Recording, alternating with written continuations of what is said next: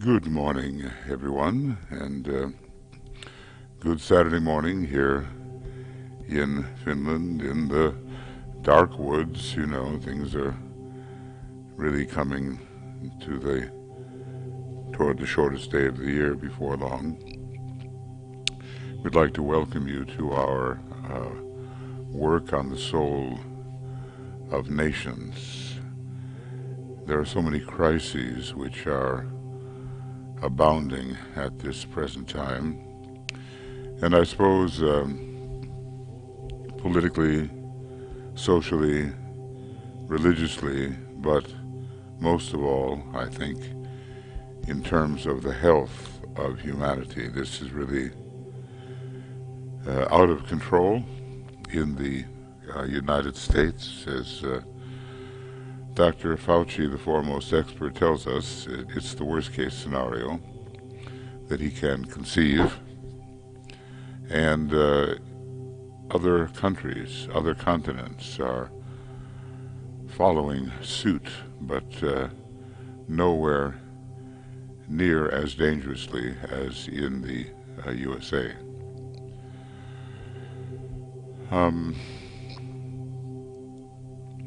I'd like us to think about the Lords of Liberation here for a moment. We've been doing that. Part of the problem is that we have a basically uncooperative mass consciousness which seems to think that their freedom, which is really license, is the most important factor. Now that will sink the economies of the world, and it will lead to civil wars and social unrest, all kinds of things, unless there is a consideration for others. And not just a knee-jerk response to preserving one's own apparent independence in the face of a greater social necessity.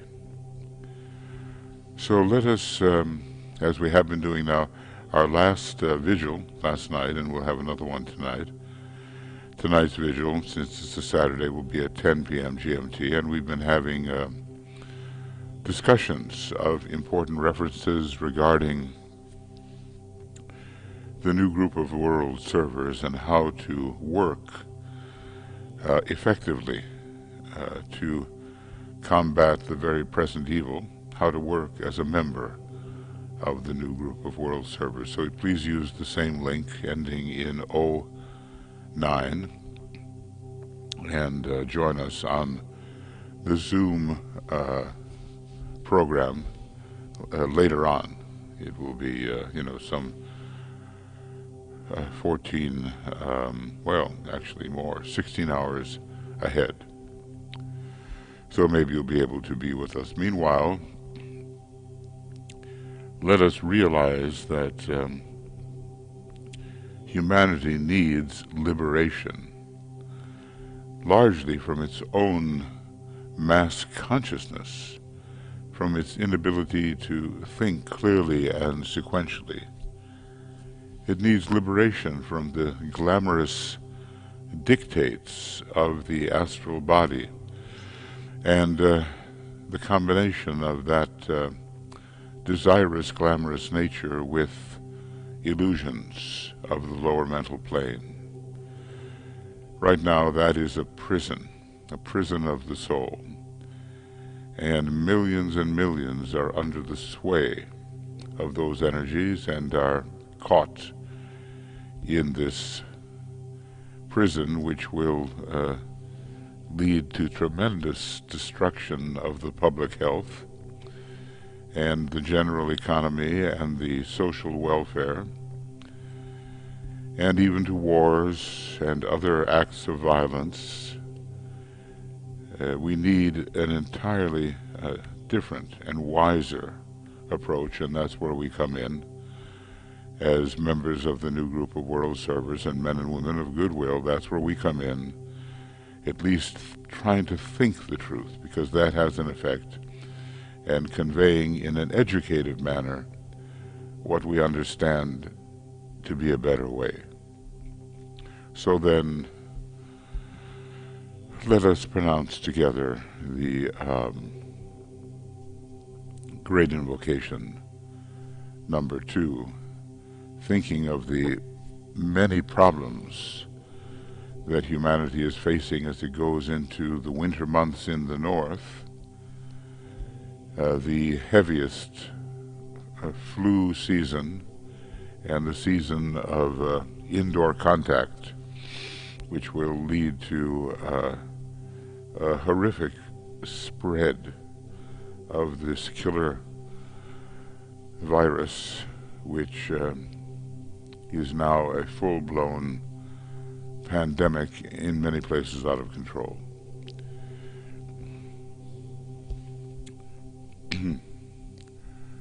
Let the Lords of Liberation issue forth. Let them bring succor to the sons of men. Let the rider from the secret place come forth, and coming save. Come forth, O Mighty One. Let the souls of men awaken to the light, and may they stand with massed intent. Let the fiat of the Lord go forth. The end of woe has come. Come forth, O Mighty One. The hour of service of the saving force has now arrived. Let it be spread abroad, O Mighty One. Let light and love and power and death fulfill the purpose of the coming one. The will to save is here. The love to carry forth the work is widely spread abroad. The active aid of all who know the truth is also here. Come forth, O Mighty One, and blend these three. Construct a great defending wall. The rule of evil now must end.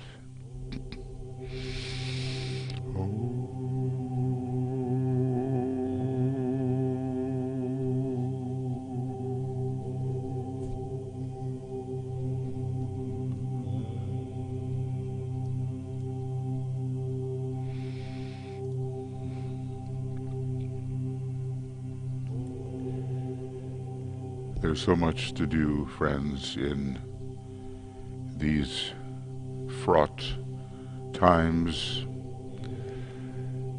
For long it had been debated whether a worldwide epidemic, a universal epidemic as it is said, would be used as a method of purifying humanity psychically and physically. It appears that those days are now upon us. I would like to read a little bit from the Destiny of the Nations about the two groups that we find pursuing their directions with great intelligence, but with very diverse motives. And we understand that the lords of materialism and the lords of light have been at war a long time.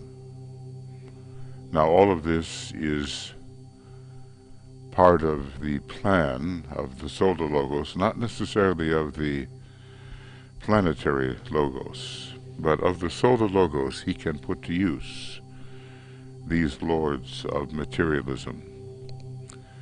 Cruel though they are in an extreme sense, and there can be a building upon the third ray as we more and more enter and try to fulfill the program of the second great solar system, the theme of which is initiation and love, wisdom.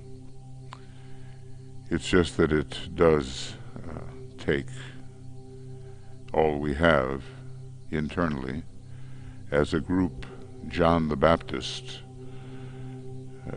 a group of world servers which are the Ajna Center of Sanat Kumara, pointing the way for millions and millions of human beings who really don't know the way. Well, nor do we entirely know the way, but we know something, and we can work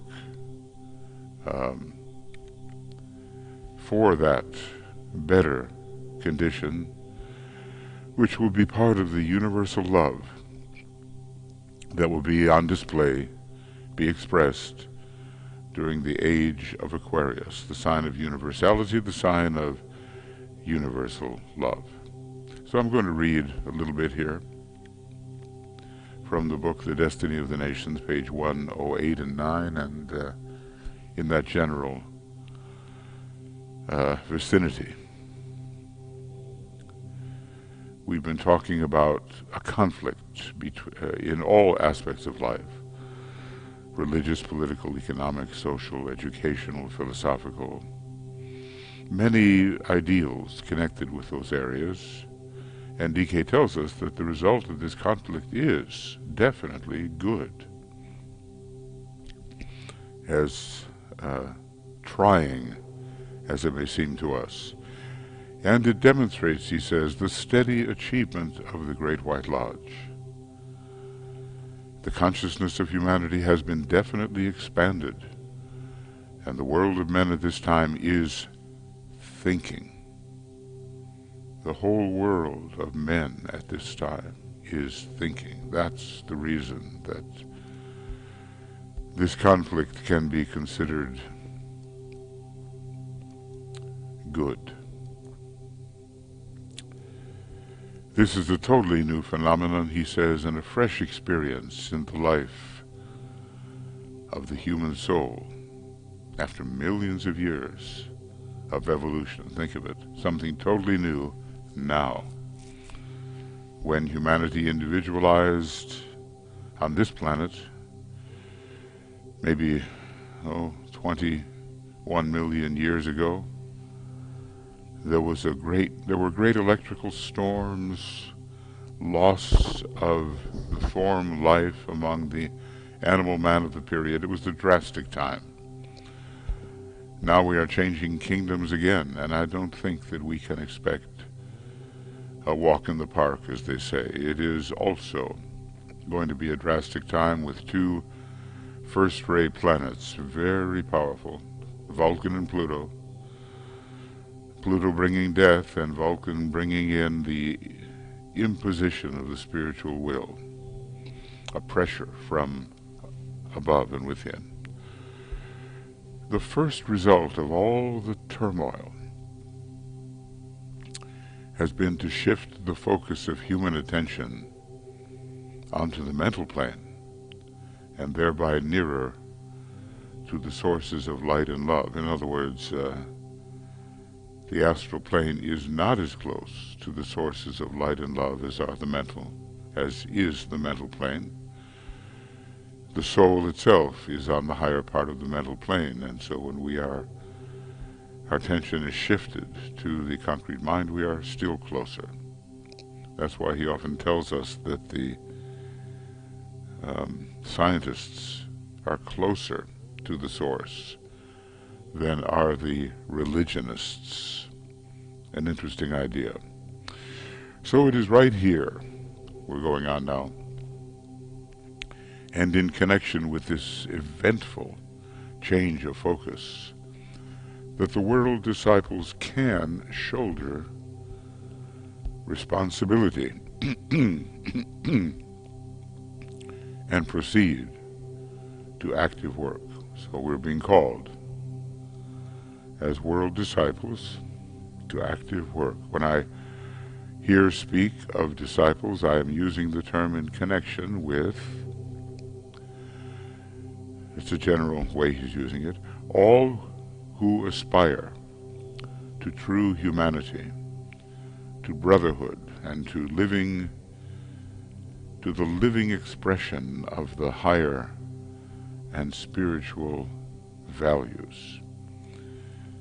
You know, there are technical ways of looking at this term, and there are more general ways. He's now using the general way.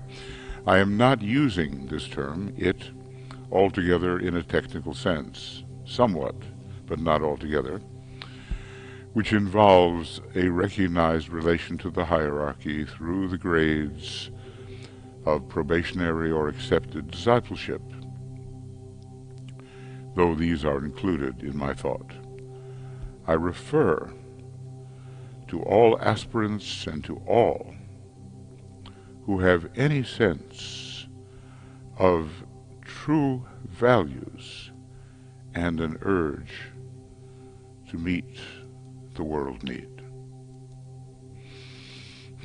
This is what he means by calling the disciples to work. These are who the disciples are in this particular presentation. And surely that includes all of us as we hope for a better world. To understand a little the problem involved,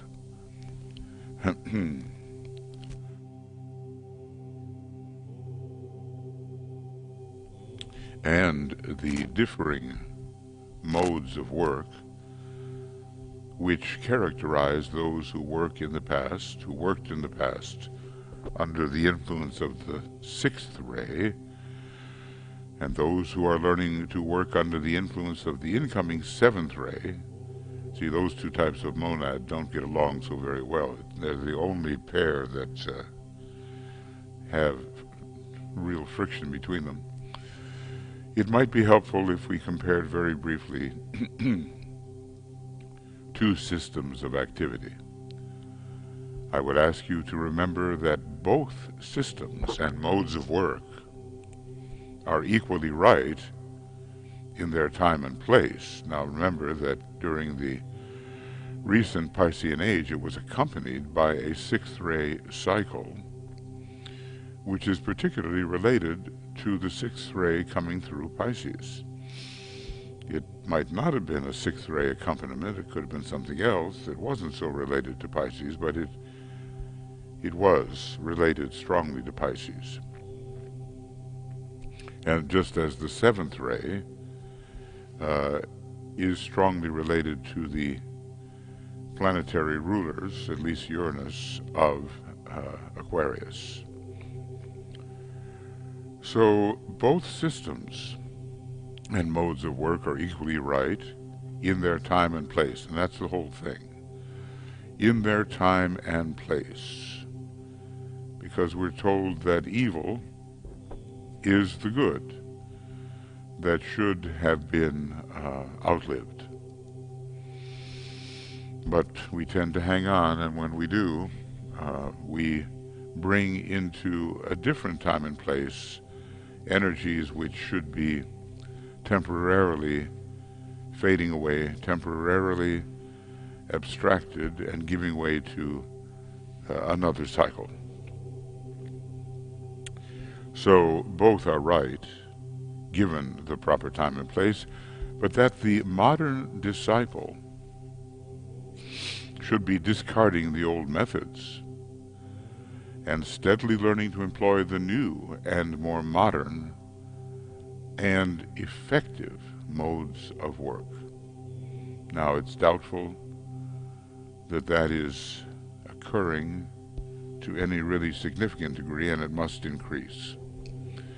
This he must do optimistically and with assurance, knowing that the benefits and the experience gained under the sixth ray system of discipline is still his most precious possession, because it has been transmuted from method and mode into characteristics and established habits. And what would we expect to find, Greater occult obedience, perhaps. A higher sense of values. A greater sense of idealism. These are characteristics and established habits that we would expect to find after 2,000 years or so of being subjected to the general sixth ray program.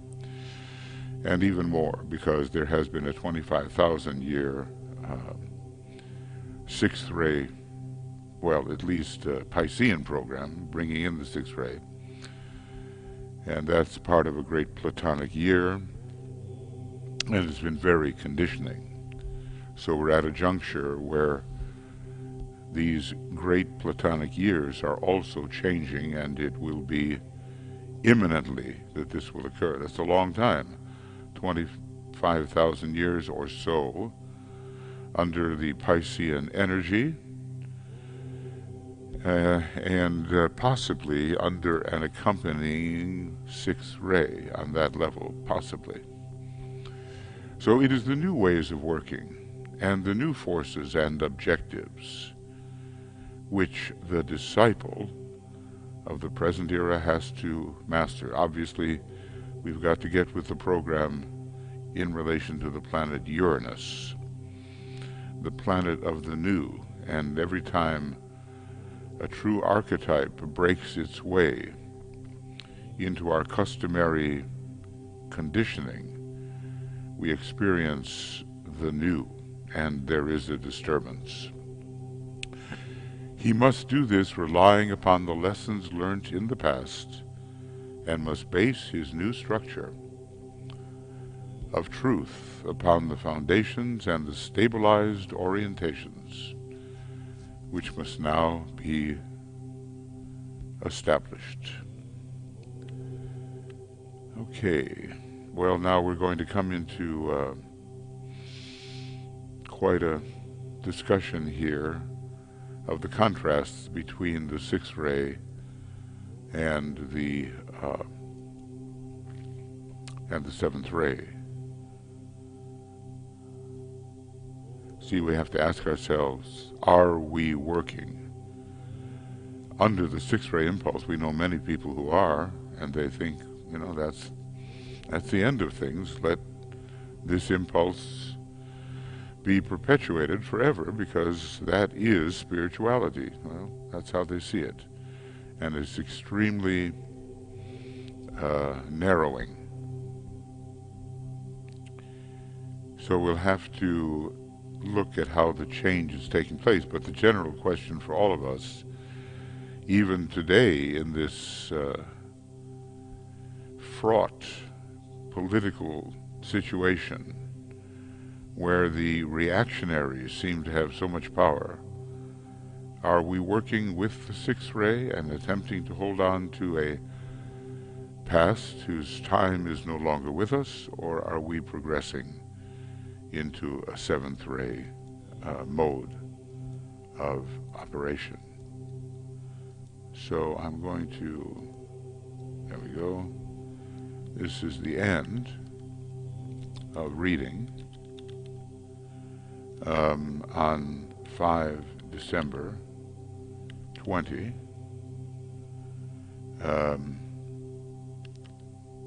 morning session, and beginning of reading on the 12th. That's getting very close to the solar eclipse of 2020, and it will be an evening session. Very eventful things are coming up.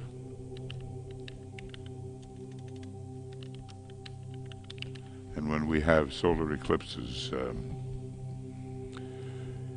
hitting the prominent points in leading political figures, we know that it will not be without consequence. So I'm just going to underline this and recommend the question to your attention. Are you working under the sixth ray? If so, how do you know? Are you working more and more under the seventh ray, impulse and influence? If so, how do you know? And of course, look, it's possible to work under the new impulse on other rays, because we're looking at an overarching impulse and influence. So the particular individual rays that you have do not tell you necessarily whether you are a reactionary, a backward-looking person working under the major six-ray impulse, or whether you are forward-looking. And right now, the battle raging in the political area, the health area, etc., has to do very much with a contrast between a backward-looking Mars and a forward-looking Jupiter and Uranus. You probably realize that Jupiter has not only the second ray of love wisdom opening the heart, but it is a great ceremonial planet that carries with it much of the seventh ray, as Uranus does, but in a different way. Okay, so those are things that we must keep firmly in mind, and we will switch back. Whoa. And go forward.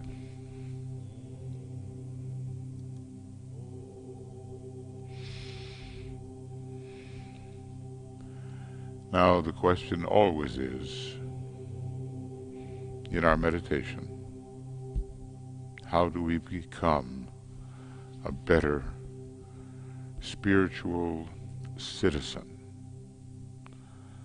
of our nation and of the international community, and learn to represent, to feed and to represent the soul of humanity. So we absorb,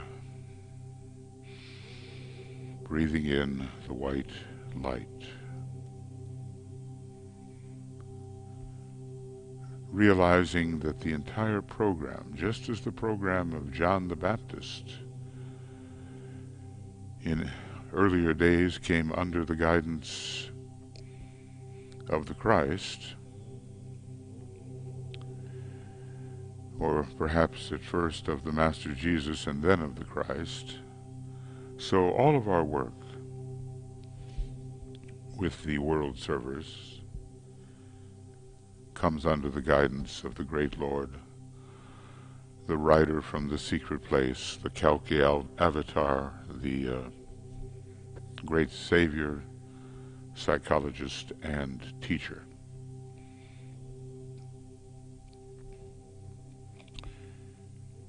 And we want the impression that the Christ is a very real presence on this planet, actually in physical form, his own will-created body, and on, well, let's just say throughout the cosmic physical plane. His influence operates, think of it, throughout the cosmic physical plane. And so we pledge ourselves to the great Lord, and we promise to work with him as a group to the best of our ability, so that the divine plan surely can manifest, and so that we can play our part, however small, in the manifestation of that plan. And so we say, We have gathered in your name, Lord Maitreya. Be with us.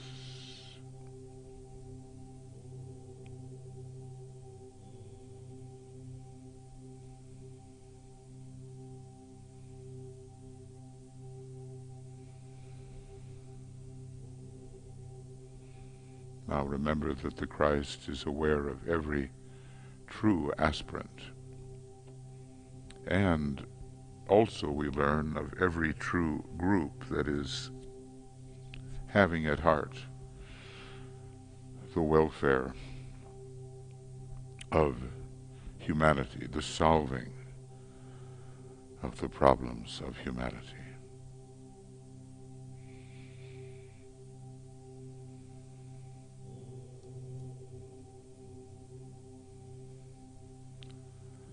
Our work is with the light of God, the love of God, and increasingly with the will, which must drive forward the plan. Drive the plan. We don't know the details. We know the generalities. Drive the plan into manifestation. And so we say together the mantram of the will with heartfelt concentration. In the center of the will of God I stand.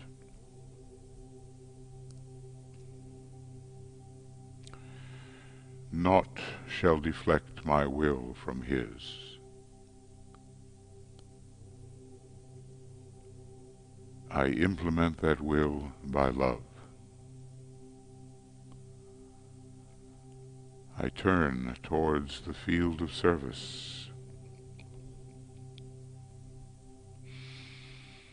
I, the triangle divine, work out that will within the square and serve my fellow men.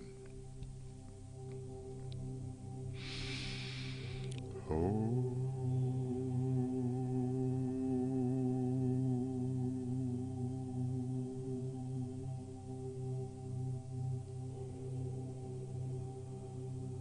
It is the will of the God of this planet and the God of our solar system that love prevail. This is a basically second ray solar system. And our planetary logos too is working towards the second cosmic initiation, wherein love is demonstrated through the astral vehicle, even as now it is in relation to Venus, our great alter ego and exemplar.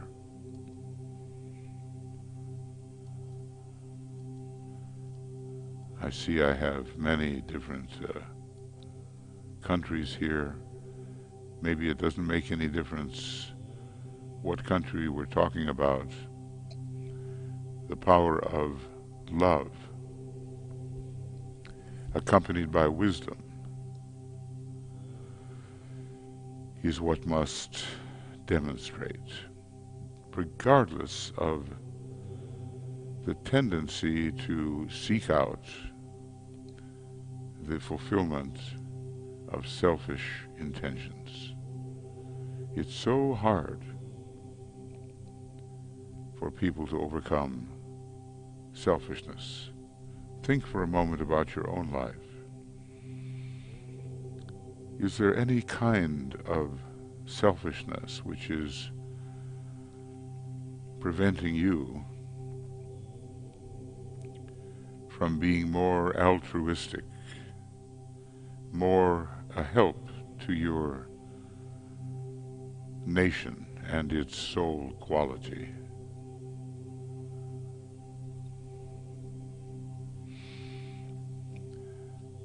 what's in the way, because sometimes when we know that, we can deal with it.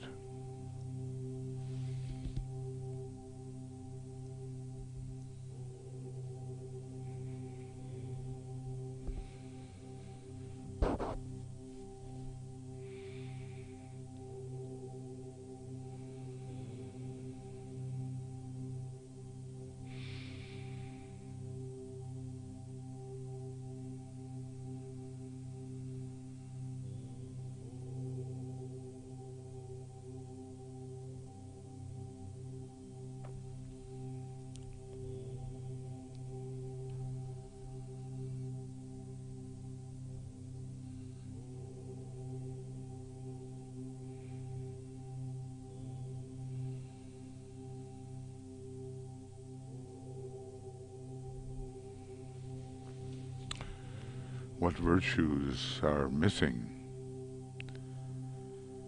One of the great virtues DK told us about, especially as we seek funding for hierarchical purposes, is the virtue of courage.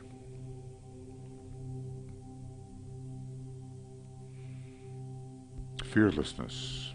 Some of these first ray qualities which should be part of our consciousness, whatever ray we're on, we can appropriate and adapt virtues belonging to other rays.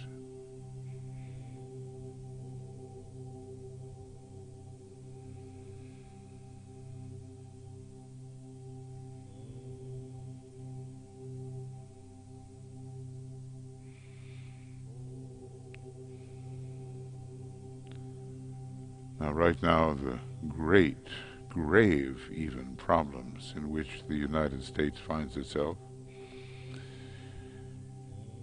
are partially the result of lack of courage and discipline, and the narrow point of view which only considers the desires of the personality. We don't want to fall into that, do we?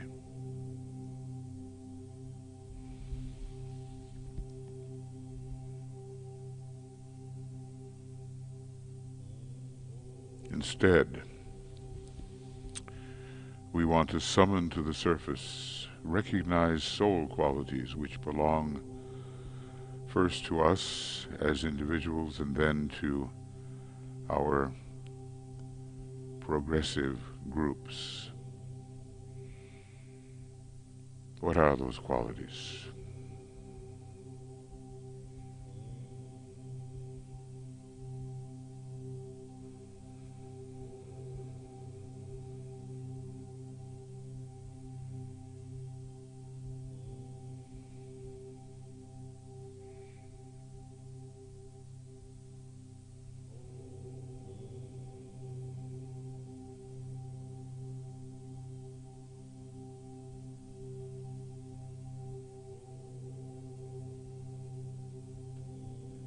And how do we find ourselves, if we do, sharing these, at least a few, even one, prominent soul quality or qualities with the soul expression of our nation? How actually do we reinforce the soul qualities of our nation?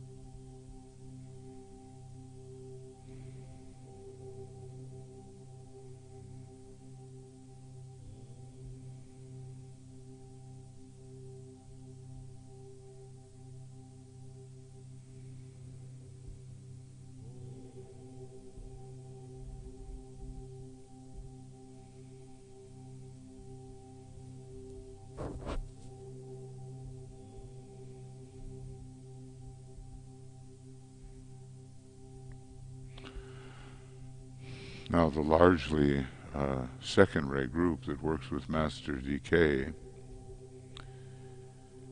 it works with the second of the methods of inducing soul control.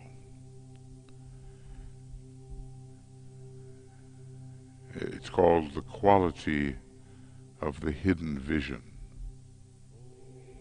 Now, all soul types can work with all of these 7 methods of inducing soul control, but perhaps there is a tendency when working with a second-ray master and following a second-ray teaching to work with the second method, the quality of the hidden vision, to share with people divine possibilities that they never thought of before and which would come as such an incentive to them, such a relief, such an inspiration and stimulation.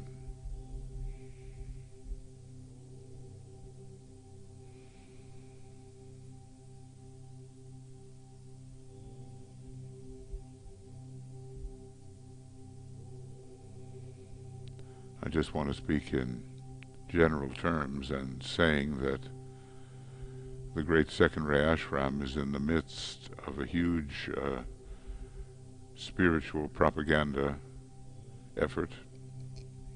And by propaganda, I mean the propagating of certain valuable ideas. I don't mean practicing the big lie to manipulate people,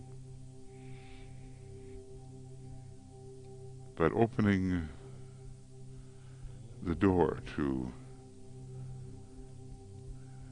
greater insights about the nature of life and lift people out of their even unsuspected depression because they don't know the way.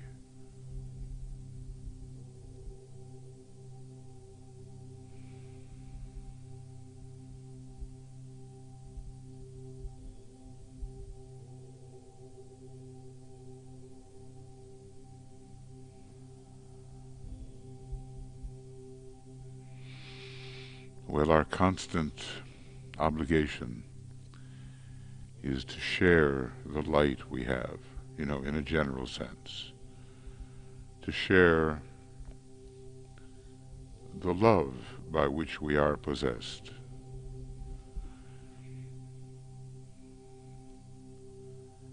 to share that driving willpower, some kind of reflection of the will to good,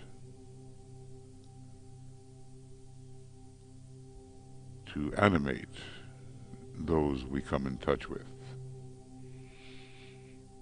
which means to stimulate their soul power.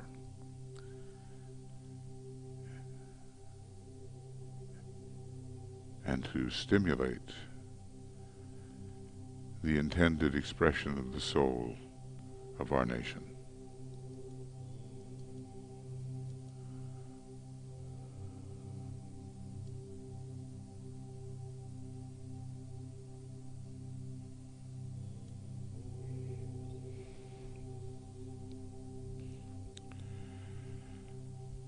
And then more and more people will come to the realization that the mantram of unification expresses, and humanity will come into harmony with itself and with the planet, as is expected during the age of Aquarius. The sons of men are one, and I am one with them. I seek to love, not hate. I seek to serve and not exact due service. I seek to heal, not hurt. Let pain bring due reward of light and love. Let the soul control the outer form and life and all events, and bring to light the love that underlies the happenings of the time. Let vision come and insight. Let the future stand revealed. Let inner union demonstrate and outer cleavages be gone. Let love prevail. Let all men love.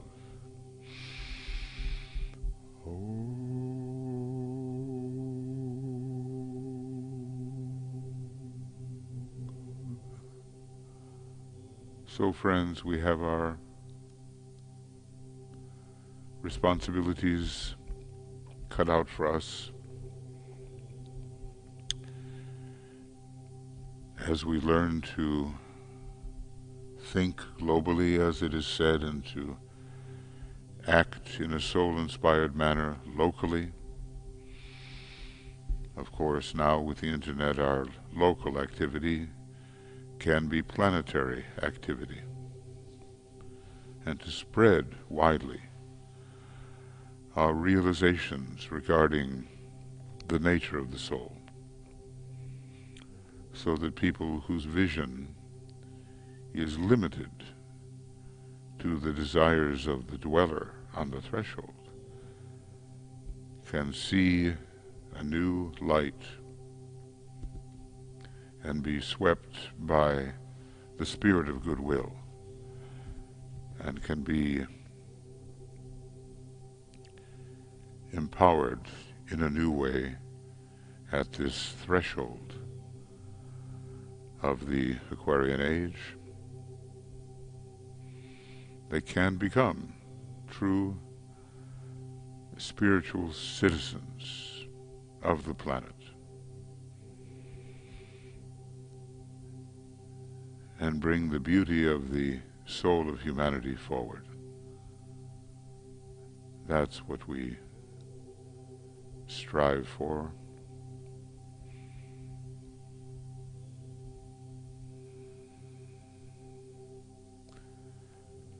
Now, you know, our work with the Esoteric United Nations, we are taking country after country and trying to bring forward soul expression, because when we tend, you know, to our own backyard, as it were, we will add to the soul expression of all nations, and humanity will find itself expressing through many instruments which the nations become, and a great harmonious variety will supervene. And then we will be true helpers under the impulse of the Christ and His masters and the initiates and disciples.